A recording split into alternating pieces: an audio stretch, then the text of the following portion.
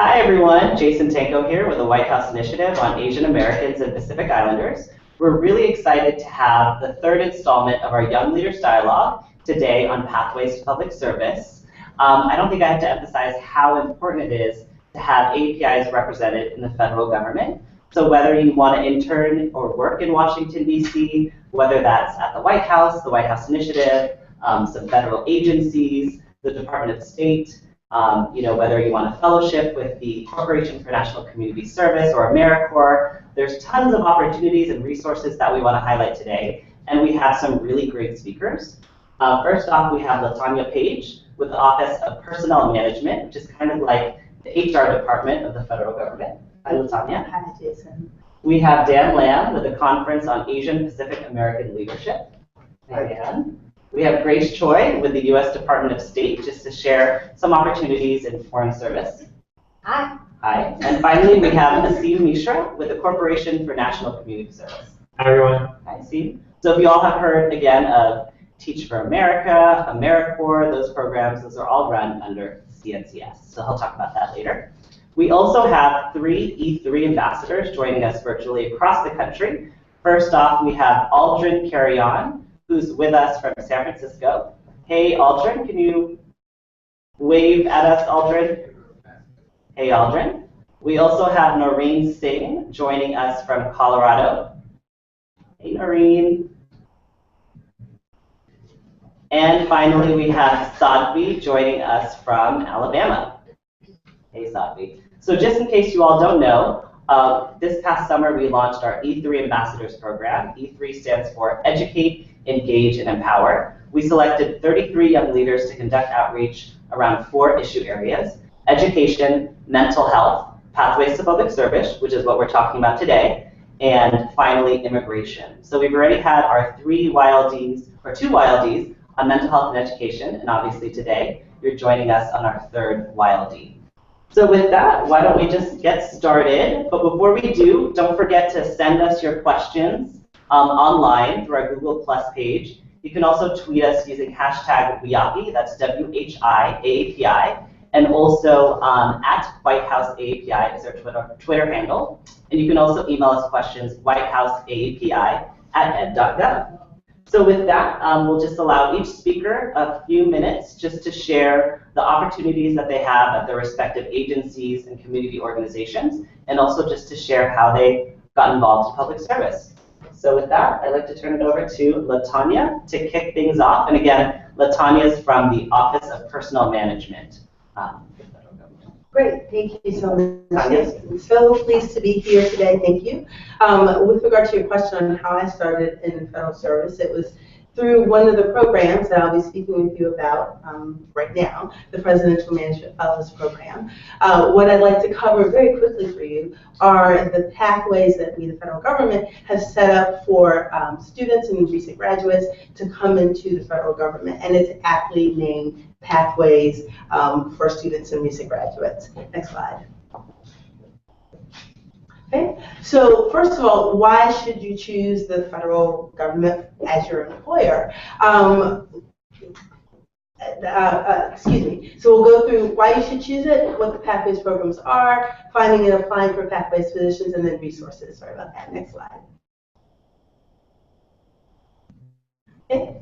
So why should you choose the federal government as an employer? Well, first of all, the benefits of public service cannot be overstated. The opportunity to serve your country, to serve the government, to serve the people of the United States at a macro level, and the impact and opportunity to make a difference is amazing. It can't be overstated. There's also multiple career field opportunities for you, a wide spectrum of missions, and if you find that your interests change over the course of your career, you can stay in the federal family and still do multiple things. You can go in federal foreign service, you can do contracting, you can do engineering, science, technology, and still stay within the family of government, continue to advance through the family of government, and make that impact on a broad scale. We also like to say that our work-life balance can't be beat, as well as our competitive compensation package and the opportunity to advance. Okay, next slide. So why Pathways? Why was Pathways even put in place? Back in 2010, President Obama found that our students were having a bit of a challenge competing with individuals who were experienced, and so we set aside a certain number of positions. We asked agencies to do this for people who were still in school and those who had recently graduated. We define that as having graduated from your academic program within the past 2 years. Next slide. So the intern program is for current students, those who are enrolled in or have been accepted to a qualifying educational institution, and that runs the gamut from high school to the professional level. These are paid opportunities, and it's an excellent opportunity for you to explore your areas of interest while you're still in school to see if it's something that you'd like to do. Kind of try us on for size. Next slide.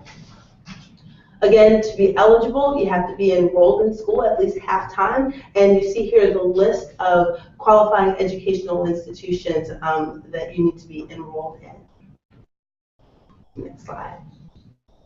Each agency individually administers the program. What that means is OPM doesn't control the positions, the agencies do, and the agencies make the determination as to whether or not they want to bring in students on a temporary basis, or, and this is a really great opportunity, have you come back year over year to stay with that agency for the entire time that you're in school. Some of the positions that agencies have even allow you to be non-competitively converted. It's a really government fancy term for saying that you can stay in the job, become a permanent employee, and not have to compete or interview again for the position that you have. And so we have lots of opportunities for you to be able to do that from your intern program. All right, our recent graduates program is for individuals who have already graduated from a qualifying institution. This is at the undergraduate to professional level, so unfortunately it doesn't include our high school students, but if you are in college, if you're getting an advanced degree, you will qualify.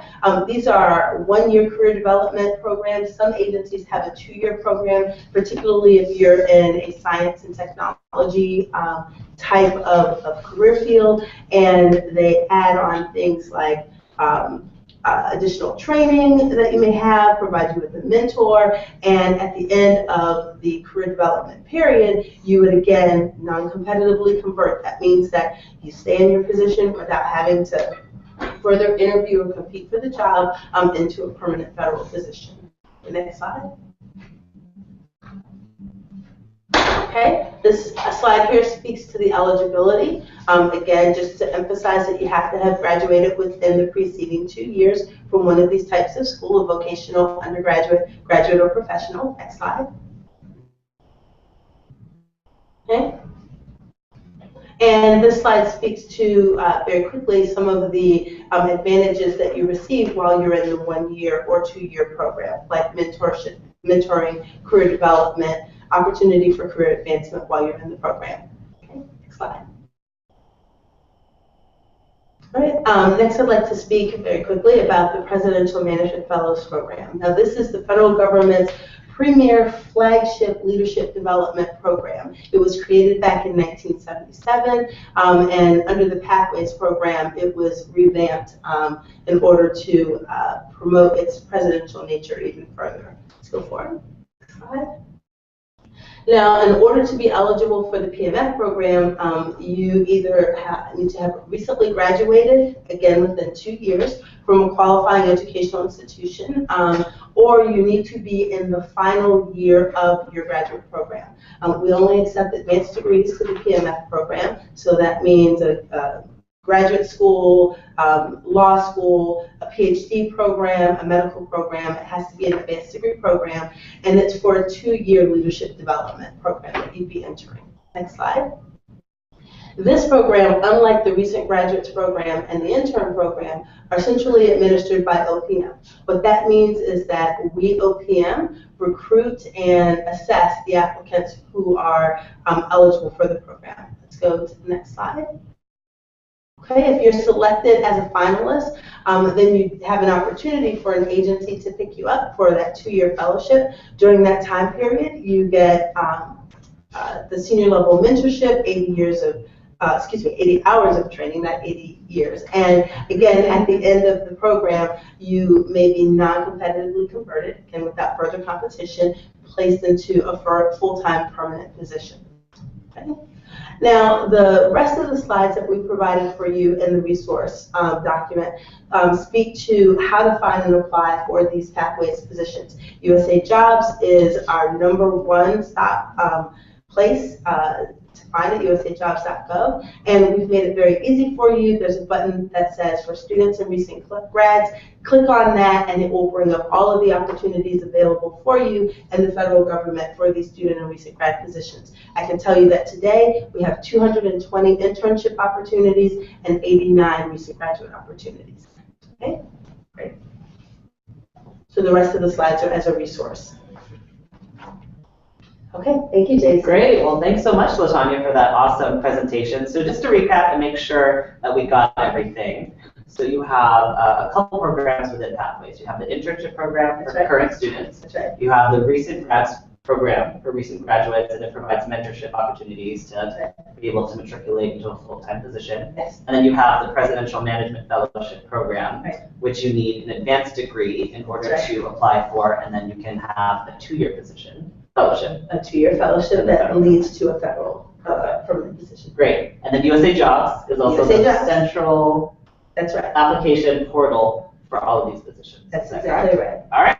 Remember that, USA Jobs, and also visit Pathways program within OPM if you want to learn more. So thank you again, LaTanya. Thank you, Jason. Next up, we have Dan Lamb again with a conference on APA leadership to talk about some of the opportunities with Kapal and other community organizations. Dan? Hi, everyone. Thank you again, LaTanya, for sharing that great information. I actually went through the internship program myself and became a career vet through the Pathways program. So I began my career in public service about 5 years ago, and I was a graduate student at GW, and I've always really wanted to get involved with public service because the government has given so much to the community. Growing up in a working class family of first generation Asian American refugees, we depended heavily on federal assistance, whether it's immigration, welfare subsidies, or welfare. It was the government that helped us get by. So I've always wanted to give back, and that's why I've been proud to serve as a federal employee for the past 5 years. So currently I work for the Department of Housing and Urban Development, but also on the side I volunteer for the Conference on Asian Pacific American Leadership as the board chair. Kapal's mission resonates with me because our mission is to encourage APAs to get involved in public service and to promote the success of APAs in public service careers. So there are many ways where you can get involved with public service. So Kapal offers a scholarship and internship program. Last year we had our largest class yet with 24 scholars and interns, and we provided over $80,000 in financial assistance. So we have agreements with federal agencies and with the Hill, and we place young APA college students and recent graduates into these internships. And we also provide scholarships to those who have unpaid internships. So this sounds like a great program. So how do you apply? So when you have the chance, maybe after this Google Hangout or during this Google Hangout, go to www.kapal.org and learn more about how you can apply for the program. Our deadline is on March 6th, so come check it out. Scholars and interns who are a part of our program must participate in a community action project and also attend our Washington Leadership Program, which is a 7-week seminar series on Capitol Hill that focuses on the AAPI community and our role in public policy. So Kapal is a great resource, but there are also other resources available too. You can apply to be an APACS fellow. OCA also has a great program. And there's also the International Leadership Foundation, ILF, And there's also the WOP and the First Generation Fellows program.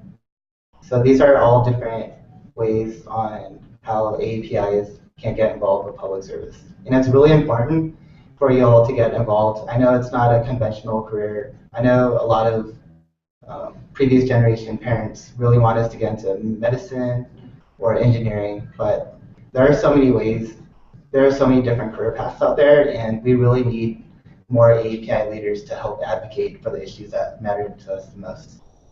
So I really encourage everybody to check out public service careers.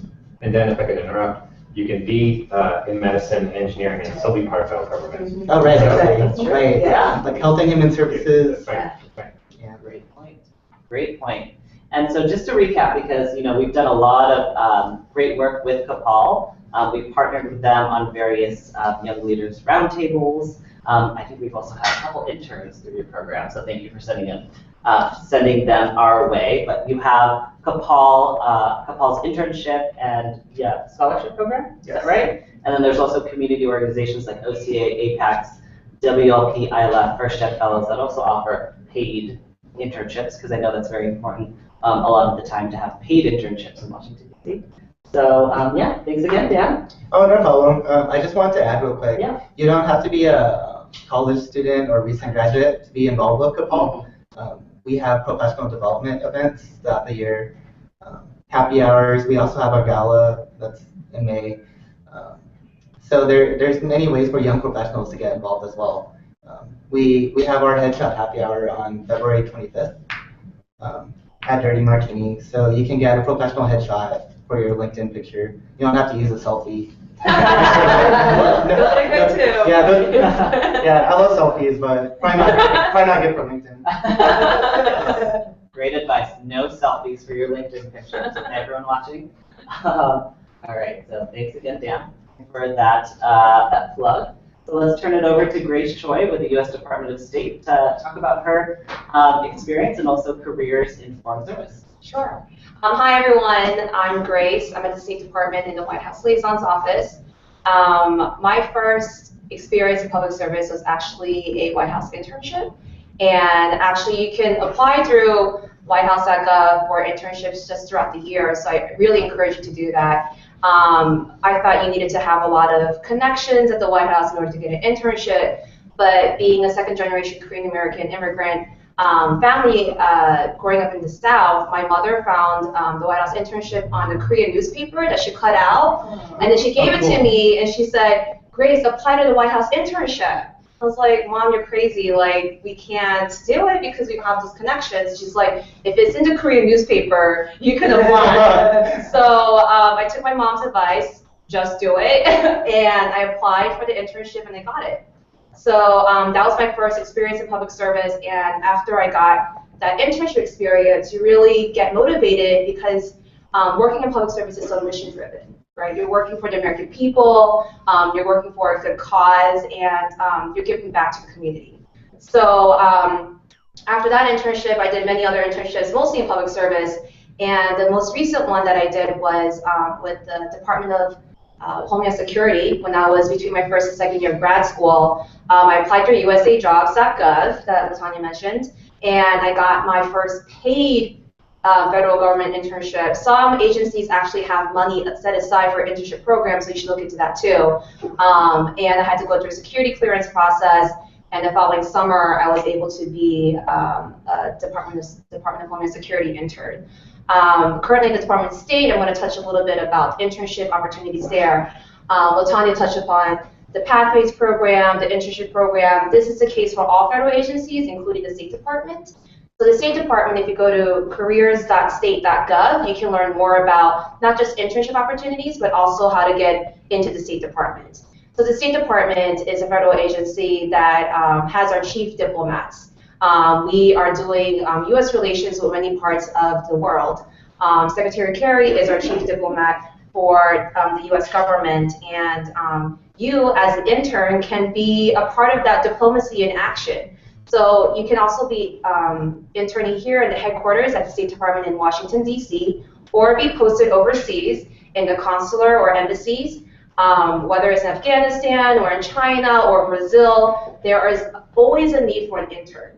So I highly encourage you to go on USA Jobs, apply for a State Department internship. The one thing that is unique about national security agencies, and that includes not only State Department, but Department of Defense, Department of Homeland Security, Peace Corps, and MCC and USAID, is that the security clearance is needed in order for you to apply. So we highly encourage folks who are interested in this national security space to apply early. So usually the postings are posted on USA Jobs 6 to 8 months in advance, and it takes about that much time for you to get security clearance so you can start in the summer. So you should look in the fall. This upcoming fall, you have plenty of time to look for internships in the summer. And internships are provided not only in the summer, but also in the fall and spring. And internships usually last for 10 to 14 weeks, and they are targeted at current students.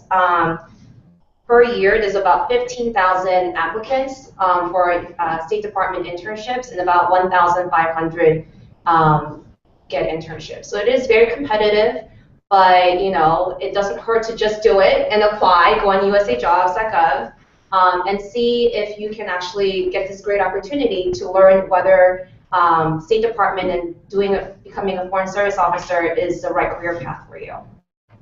Yeah. That's great. So just to recap, some key links for foreign service careers are careers.state.gov. Mm-hmm. Is that correct? And you can also apply for presidential appointments with the Department of State through apply.whitehouse.gov. Right. So that's another thing I didn't get to mention. But in the White House Liaison's Office, we help with presidential appointments. So if you're interested in serving in the administration, specifically this would be for President Obama's administration, we have a little less than 3 years left. You can apply through the website that Jason just mentioned. And almost every single federal agency has a White House Liaison's Office so that we can help facilitate the interview and selection process so you can get placed as a political appointee within the federal agencies. Great, thanks, Grace. And if you ever need help staffing any of these overseas trips, Yes, come on. definitely let us know. That would be great. All right, so thanks again to Grace. And last but certainly not least, Asim is here to talk about some of the opportunities with the Corporation for National Community Service.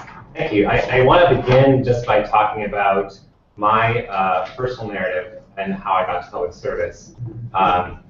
But as you heard, where I work at CNCS and I'm privileged to serve as the Chief of Staff there, my journey began in public service actually, coincidentally, as an AmeriCorps member after college. And that was probably the most important inflection point for me in my life in understanding what it means to be a public servant.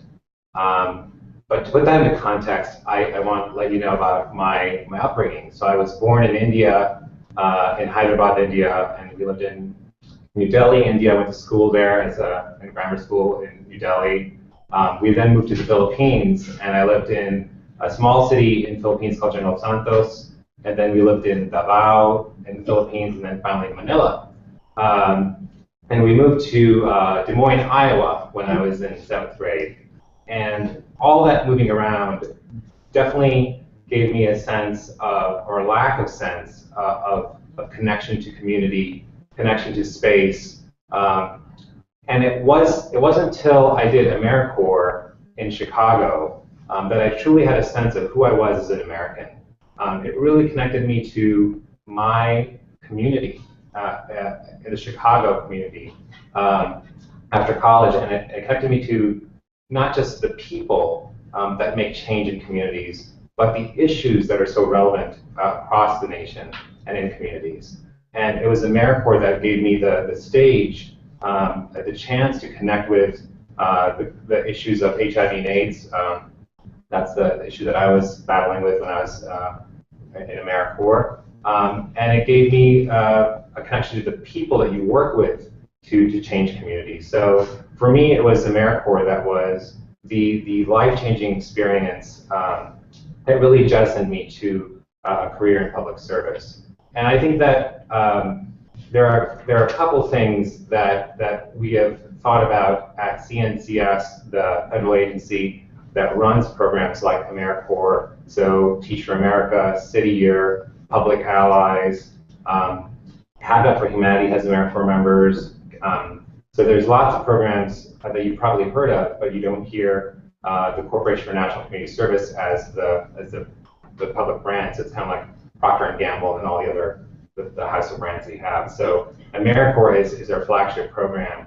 But the thing that we did when we started the first term with the Obama administration was President Obama was very big on, let's not just serve in communities just to serve and feel good about ourselves because we're doing service. Let's have a focus. And so the first term was very much about service, and national service is a solution in communities. And so national service as an opportunity provides young people a meaningful experience that's focused on outcomes, it's focused on performance measures. It says, I'm not just going to go into communities as an AmeriCorps member, so that I can feel good about myself and be in the south side of Chicago, but I'm going to be working on some discrete problems like turning around school, working on schools that receive the SIG grants from the Department of Education, and I'm going to work with young kids to not just say that I work with 20 young kids today or this year, but I helped 20 young people get into colleges and college access and a pathway to careers. So that's one thing that AmeriCorps provides. It provides a meaningful experience that is based on outcomes and performance measures. The second frame that we had in the second term of the Obama administration was this concept that national service is a pathway to economic opportunity. And that's because after completing AmeriCorps, one is entitled to, alum is entitled to the Eli Siegel Educational Award, which is an award that can go, that's matched to the Pell Grant. It's about $5,700 currently. And that can be applied to a loan, that can be applied to future education. So that is a really important piece for lots of young people, especially a lot of young people like veterans that return from Iraq and Afghanistan. That's important for Opportunity Youth with our My Brother's Keeper initiative. It's really important for young people to have the opportunity to do national service and receive something back from their country. The other reason why it's a pathway to economic opportunity is that during AmeriCorps, many people gain valuable skills that can be converted and translated into jobs. If you're a Teach for America teacher, you get hardcore training, intensive training on how to be a teacher in the toughest schools in America.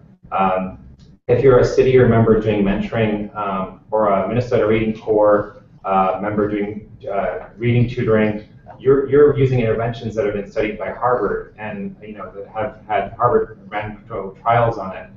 So you're learning some really specific interventions that are life-changing and changes communities across the nation. So we had veterans that returned from Iraq and Afghanistan that were part of the Southwest Conservation Corps, and they're part of Veterans Firefighting Corps. They learned how to fight fires and actually got jobs after fighting fires and learning that skill in AmeriCorps. So AmeriCorps definitely is an opportunity, is a stage to find a meaningful experience to connect with communities and gain a skill and be able to translate that skill into a career, into a job. And it's so much so that President Obama recently told employers of America, if you want to hire someone that has integrity, honesty, just passion for their community, hire an AmeriCorps member, hire a Peace Corps alum. And so I think that he was saying that because he was launching an initiative called Employers of National Service, which we have 150 employers like Disney, like CSX, like different state governments of Virginia, cities like Philadelphia that have signed on and said, if we see AmeriCorps on our resume, we will give that person a shot. We will interview them. We'll give them plus points, basically, an advantage, very much like the non-competitive eligibility advantage that folks have in government. Actually, AmeriCorps Vistas have that. Yes, I was going to add that. And Peace Corps as well. And Peace Corps as well. And actually, with OPM is actually provide guidance to give that advantage to all AmeriCorps members. And so, and that really helps with the diversity for federal government. Yes. We launched FEMA Corps, which is really diversifying FEMA as an agency. So I know my time is short, so I'm gonna allow folks to ask questions. But suffice it to say that the American people believe in AmeriCorps. AmeriCorps is a great opportunity to at least learn about communities and to showcase your talents to improve American lives. Yeah. Thanks, Asim. So I think we've highlighted a ton of great opportunities in public service, and hopefully you're feeling overwhelmed, but in a good way.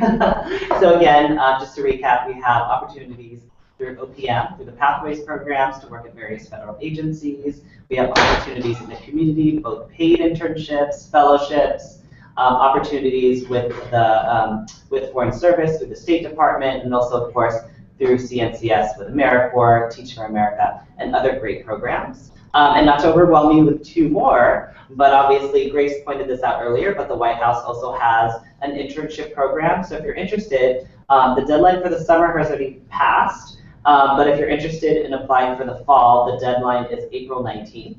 And also you can intern with the White House Initiative on AAPIs, which is where I work, of course. You have to be a current student, but our deadline for the summer is March 8th. And we also recently just launched our internship in one of our regional offices. So for all the folks who live in Seattle, you can also apply to work in our regional office there. And the deadline is also on March 8th. So with that, why don't we turn it over to our E3 ambassadors. And also just a quick reminder to continue to tweet questions at us using hashtag WHIAAPI, W-H-I-A-A-P-I, and at White House AAPI. And you can also email us at whitehouseaapi@ed.gov. So with that, I will turn it over first to Aldrin, who's coming to us from Berkeley, California. He's one of our E3 ambassadors there. So Aldrin, why don't we turn it over to you for the first question? Hi.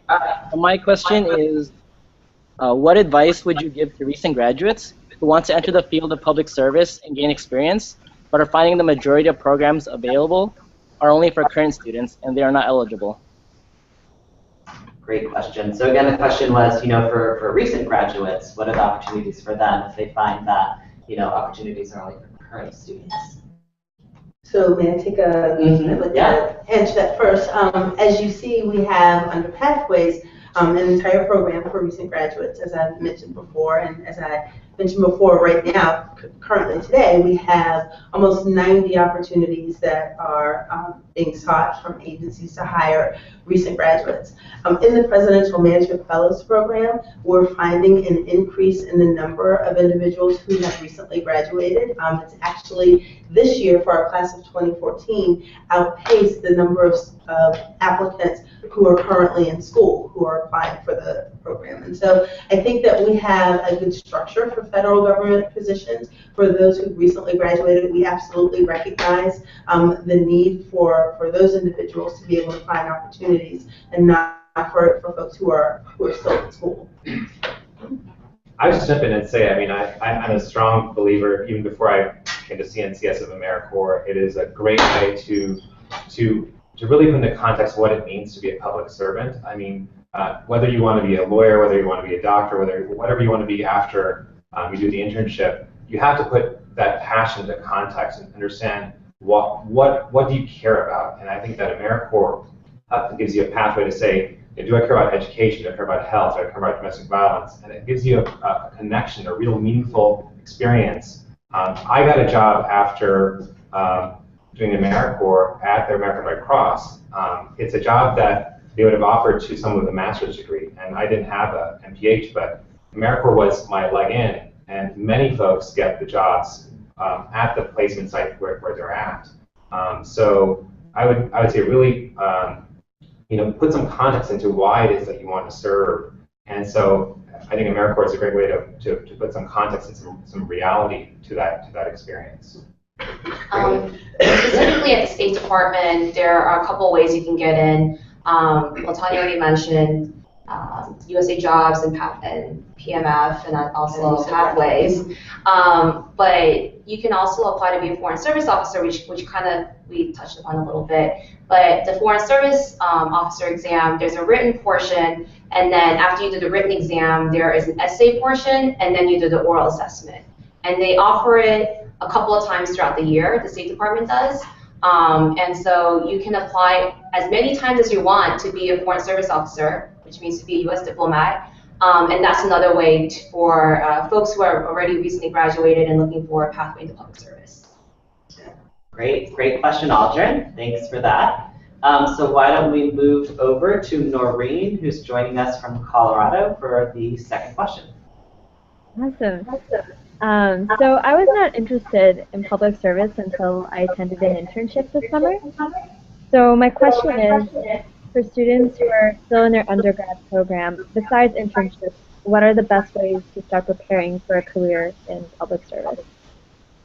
Awesome. Thanks, Noreen. So again, the question was for those who want to prepare for a career in public service, what can they do?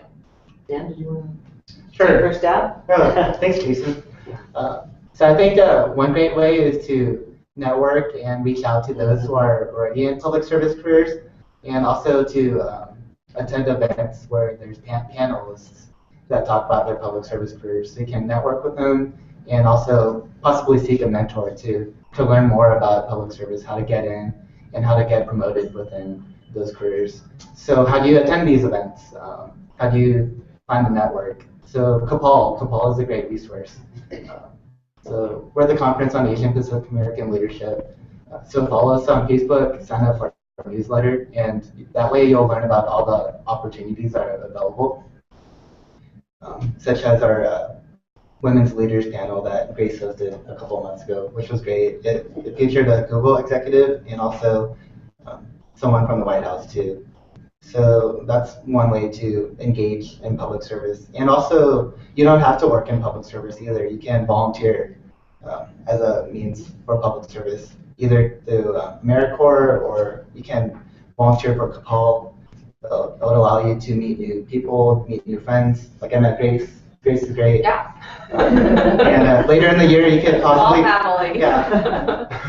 Yeah, CAPAL's all volunteer. It's an all volunteer working board of directors. So later in the year, you could also apply to join the board as well. It's a great way to give back to the community. Thanks, Dan. If I may add, Jason, a couple of other avenues. One, do your research. There are agencies that everyone knows about, like State Department and USAID. Those are, I think, are very popular. If you go to USA.gov, it has a listing of all of the different agencies that are in the executive branch, and it talks about what the missions are. So if you feel that you have a particular esoteric interest or a degree that may be a little more niche in nature, that's a really good way for you to connect what your interests are and the area of study and experience that you have with specific agency missions, agencies that just don't always make the news. Another way is for you to connect, if you're still in school or if you're an alum of the school, with your career advisors. We have a very robust network of career advisors with whom we work, many of them are have either individuals or a specialized focus on careers in public service, and so they're really going to be a great first stop for you if there's a particular interest in public service that you have. They'll know with whom to connect you with.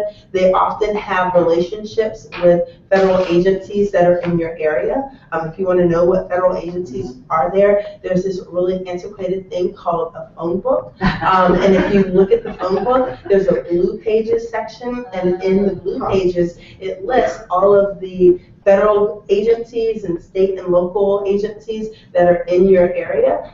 That's a good way to find out who's there and with whom you can network. That's great. And just in case you don't have that book, yeah, you can visit usajobs.gov. And also whitehouse.gov/API. We also compiled a lot of those resources too, so feel free to check out our website as well. Just very quickly, so I'm glad that you made the plug for volunteering. There's recent data that we've collected that says that people that volunteer have a 27% higher chance of getting a job, and in rural areas that increases to 55%. And so there's definitely a science there, and we've known this before instinctually. So I would say that that's really important. But if you're looking for a service opportunity, go to serve.gov and find plug in your zip code, and you'll find some service opportunities close to you. AmeriCorps members, even if you can't sign up for AmeriCorps right now in college, there are part-time AmeriCorps programs, but if you can't sign up for AmeriCorps right now, AmeriCorps members rely on volunteers. In fact, they rely on 5 million volunteers to get their work done. So as an AmeriCorps member myself, I needed the help of volunteers to get that work done. My work connected very much to Health and Human Services, connected to NIH, and so you can, through community organizing work, get connected to the federal government. And so, so you can start small, but volunteering is definitely a meaningful volunteering experience that's connected to outcomes is definitely going to connect you to the larger policy area too. So I know you all are on social media, so tweet that right now, serve.gov, post it on Facebook, all of the links that we were talking about today, usajobs.gov. And while you're on social media, again, tweet us questions. We're going to take a couple after we go to our next E3 ambassador, Sadvi, who's joining us from Alabama. Hi. So to sort of piggyback on Marine's question, for those of us that are in professional or graduate programs, and sort of that path, how do we actually do a career in public service? So just to make sure I got that, Sadvi, were you asking how students can actively pursue careers in public service? So whether you're high school? Well, like graduate students who seem to have a set path already. Okay, so what can graduate students and other students do to actively pursue careers in public service? I think before we had mentioned pathways. We see the same words over and over again, but it's because it's an avenue for many different folks. So myself, when I was looking for an internship as a graduate student, I looked at usajobs.gov, and that's how I got my internship. And Pathways is also another way to look for an opportunity to serve in public service while you're in graduate school. And Ashim kind of mentioned this already about volunteering in your community, whether it's related to AmeriCorps or not. Public service is not limited to federal government.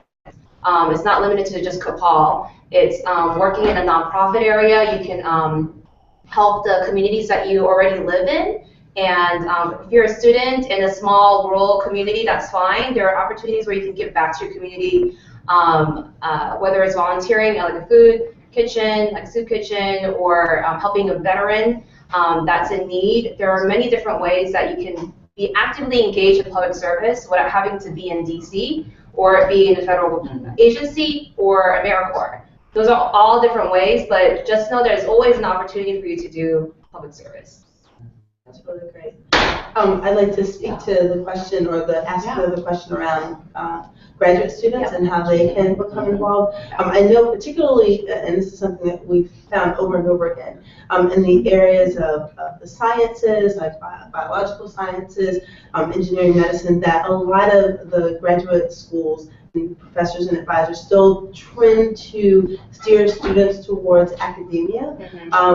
First of all, again, be open to public service is another way to serve and do the applied science side. And one way to connect with how you can do that is through the affinity organizations related to your discipline. So, you know, the Association for Microbiologists or Biologists or Engineers or whomever, our office, OPM, we do, and as do many other agencies, lots of specific engagement and networking and connections with these organizations, agencies that have a specific need for engineers or have a specific need for physicists or what have you. They know these professional organizations, and many of them have a student component. Make sure that you get involved in that student component, and that's a great way to connect with agencies that are absolutely specifically looking for you to bring you into federal service.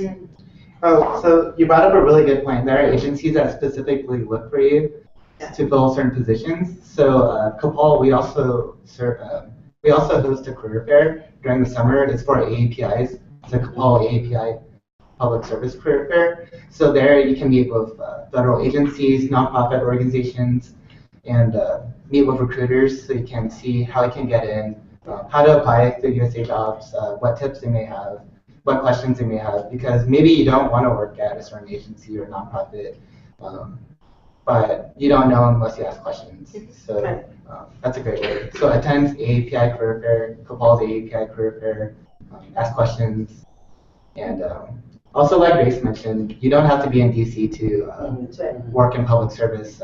When I was in high school, I was an intern at a county government in Portland, Oregon, and that was a really great experience. So.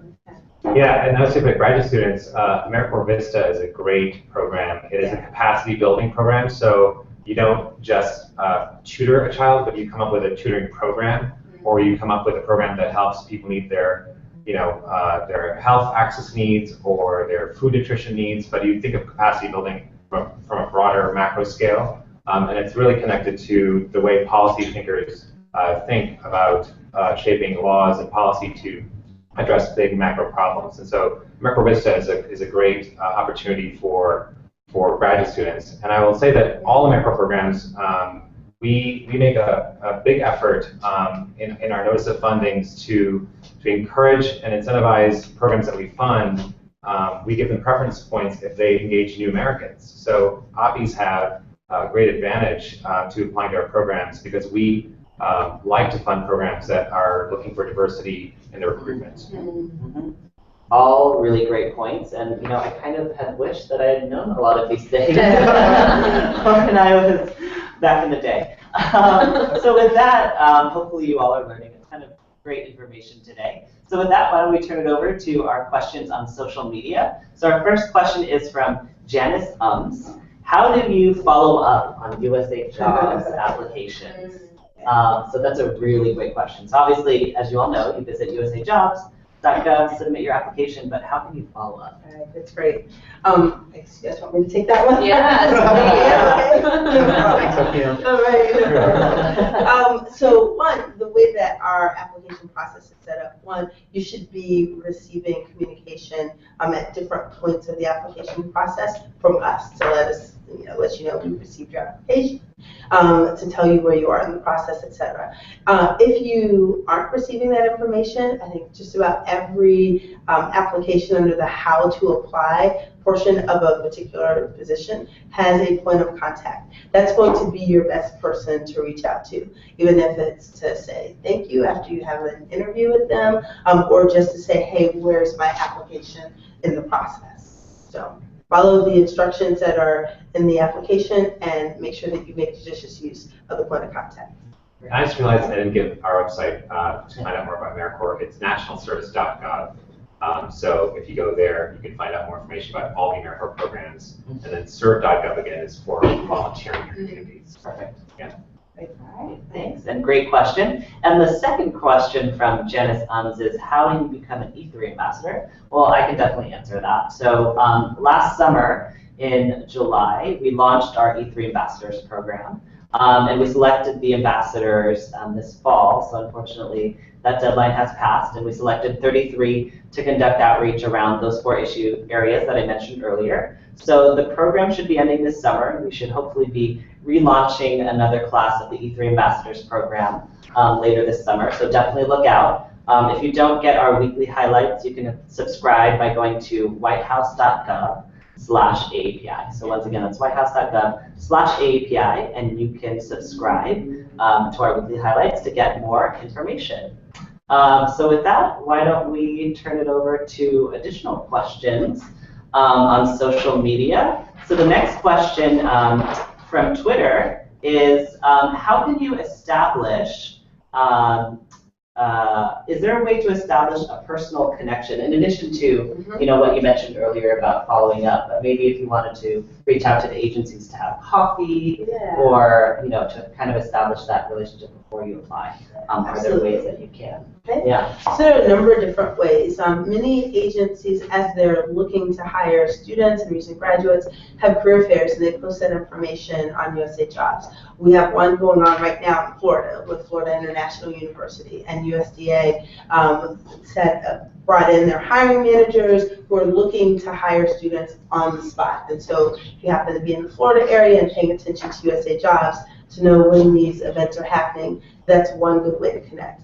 I already mentioned finding a way to assess what local agencies are there in your area, and seeing how you can engage with them, even if it is calling up someone in an area in which you have interest. That's another good way. If you want to distinguish yourself from all of the myriad other applicants that come through, it's going to sound almost draconian in its simplicity. please make sure you follow the instructions. We have had many students who haven't been able to be even considered because they didn't do some of the simple things that were requested, like please provide a name on your transcript so that we can credit you with being a student. Please answer this question with so many characters so that we can get to know more about you. It's very, very easily folks aren't considered because they didn't follow the steps that were placed in the application. So it's really, really important that they do that. If you have, through your networks, again, through networks like Paul or other student networks, ways to engage with agencies and employers, make judicious use of those as well. Don't be afraid. People like to talk about what they do, and so they aren't going to, I can't imagine too many folks who are saying, no, I don't want to tell you about the neat work that I'm doing, in housing and urban development. Folks like to talk about themselves and draw them out, and so ask questions, ask lots of questions about how you can get connected. That's great. So. And one quick point on the USA jobs as well. It's not necessarily establishing a personal connection, but for you to stand out during your application process. In the essay section, make sure you write a really well-written, concise, and kind of a holistic picture of who you are, what you bring to the table, because a lot of folks actually do not take advantage of their opportunity to explain who they are on that section. And a lot of intern coordinators, a lot of federal agencies, they look at that section and it's blank, or it's just 1 or 2 sentences. That's right. And it's a missed opportunity for yourself. So absolutely. And don't send out the generic resume and paper lots of agencies at once. You may think that you're being efficient by sending this single resume out to 50 different agencies, but intern coordinators, hiring managers can tell if that's what you're doing. And so to show that you're really interested in, again, look at sites like USA.gov or go to the specific agency site and what you're interested in and learn about the mission, and then speak to how what you bring to the table, your specific attributes can contribute to the mission of the agency and what they're looking for. That's another great way to really stand out. Yeah. I was going to add, both of them mentioned in the knowledge skills assessment, definitely pay attention to the position description and answer those. If the position description asks for you to be good at Googling out, then mention that in your essay. Yeah, and I think all of us have probably read through applications of interns and job applicants and whatever it is. And it's definitely obvious when you send something that's broad or general and that you clearly are sending to other organizations where you didn't take the time to really tailor it individually to that position. So, just really do make sure to take the time, again, to sort of consider the qualifications, the skills that those agencies or organizations are looking for. And this is a really great conversation. I really did want to stick to it. Are there any other tips for being successful applicants? Because obviously we just all get a ton of applications each year, really qualified people. So are there just any other general tips around your resume, your personal statements, reaching out to folks beforehand that you all can suggest to the viewers? So again, like I mentioned earlier, definitely attend the Capal Career Fair because many of the people that attend that event and host their booths, their agencies don't have enough AAPIs in their workforce. So they're specifically looking for AAPIs. So that's a great place to connect and establish a relationship with a recruiter and to learn more about best practices and lessons learned. And also attend other events too, public service events like Capal events to meet more people. I have a quick tip for resumes. Something that I found really helpful that I've shared with folks and I've implemented myself is the acronym SAR, so situation, action, and result. So in every single section in your resume where you highlight an experience, explain in your bullet points what was the situation that you were in, what was the action that you did in order to drive a specific result. So if you can provide metrics like the number of people that were affected by the work and project that you did and how many people you might have managed or how many people you were supervising or how many people you coordinated with. Those metrics are really helpful, and if you put SAR into every single section of your resume, it will become a more robust and it will definitely stand out from any other resumes that are in the pile that people receive. Absolutely. So To build on what Grace is saying too, don't be afraid to have your resume be more than one page. I know that when you talk about the private sector, I think there's lots of advice on, doing that quick hit one-page resume. What I'm hearing from hiring managers and what we found when advising our students is that sometimes that one page isn't enough to get all of the information that the HR staff is looking for to qualify you for a position, and what the hiring manager is looking for to get a real feel for what you bring to the table. So we don't prescribe a particular resume format, although USA Jobs does have a resume builder that you can use to help walk you through those different elements, like what Grace is speaking to, so that you don't miss key parts of what hiring managers are looking for. So don't be afraid to go to page 2. And it can absolutely be beneficial.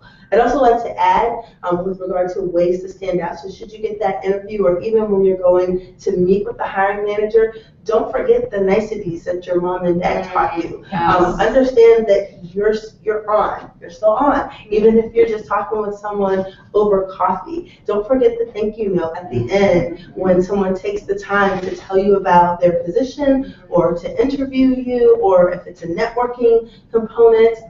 All of those are key, and it really does. You would not believe the amount of people who don't do those things. You wouldn't believe the number of people who text during an interview or right before it. Those are things that you don't want to do. And if you're going to stand out from a crowd, don't forget your social niceties and the things that mom and dad taught you on how to interact with folks. So. All right, so really, really, really great advice. I mean, I'm learning a lot. Actually, but don't text me. Right. But with that, it looks like our Wild D is coming to a close. So I did just want to pose one final question to our panelists today. So in 30 seconds or less, obviously the point of these Google Hangouts is to educate and engage and empower young API leaders throughout the country. Today it's around public service. So what advice do you have for young leaders who want to educate and engage and empower their communities and encourage them to enter public service? I would say that, globally speaking, demonstrate intentionality. Let people know what your purpose for wanting to do public service is, and claim your passion and talk to people about what your passions are. If you don't tell people what your passions are, what you want to do to change the world, no one's going to enroll you in that process of change. So let people know, I want to make this change, I'm intentional about my change, and I've thought through this. So it's not just a shotgun approach. I'm sending out applications or resumes to all these. I'm very intentional about this. So demonstrate your intention and demonstrate your passion. And going off on that, there's really a difference between finding your career and finding your vocation. And vocation is really finding something that gives you excitement. When you wake up in the morning, you want to get up and do it. And that's what you were talking about, finding your passion, what you're passionate about. So when you're passionate about something and you find that you have the skill sets for it, the combination of the skill sets and your passion is your vocation. So whatever it takes, whether it's an internship opportunity, whether it's volunteering in your community, taking the classes you need if you're a student to learn more about an issue you really care about, that's the way to pursue after your vocation. And your vocation is going to lead to the best career path for yourself. So I definitely agree. If you're really passionate about something, then go for it. And in regards to public service, Dr. Martin Luther King once said, it's not about what you do for yourself, but it's what you do for others. So definitely really consider public service careers, and if you're really passionate about it, tell your story. Share it with your peers, your family, and let them know the fulfillment you get from serving the community. And maybe that will allow more people to consider public service. Good advice. Yeah. I'd say also be open and flexible to the experiences that are placed before you. And when I came in through the PMF program, the Food and Drug Administration was one of the opportunities that was presented to me. And I have to be honest, when I was in school, that is not where I thought that I was going to go. With my major, I thought that I'd be serving veterans or in a hospital setting or what have you. And when FDA presented the opportunity, I was like, wow, that could be something that I could try. I love the mission. Let's see how I can engage. And it was the absolute best decision that I made. So don't be afraid to check out a company or an agency that wouldn't have been on your radar. Also, don't be afraid to check out an occupational skill. There are many ways that you can build into being a well-rounded individual with that idea towards, if you want to serve in an executive capacity. Understand that the matrixed approach, where you don't have to go from your first step to the next step to the next step, but instead be willing to take a detour in order to gain a skill set that you don't currently have. That makes you a really well-rounded candidate as you are looked at for your next opportunity. All right. Well, a huge virtual round of applause to our panelists. Thank you again to Tanya, Dan, Grace, Christine, our 3 E3 ambassadors, Aldrin, Noreen, and Sadvi. A huge thank you to all of the WIAPI staff behind the scenes, and for you all for joining us today. Just a couple quick plugs. You can find this video on YouTube, obviously, at youtube.com/WhiteHouseAPI. So please do share that with all of your friends and networks. We have a national Google Hangout coming up on February 25th, where we're going to talk about the theme for API Heritage Month in May, and preview our White House Summit on APIs on May 12th here in DC, which I hope, obviously, you all can join us. To find out more information about all of our Young Leaders dialogues and efforts, you can visit bit.ly/WIAPI-E3. Once again, that's bit.ly/WIAPI-E3. So from Washington, D.C., we wanted to thank you all again for joining us, and we will see you next time.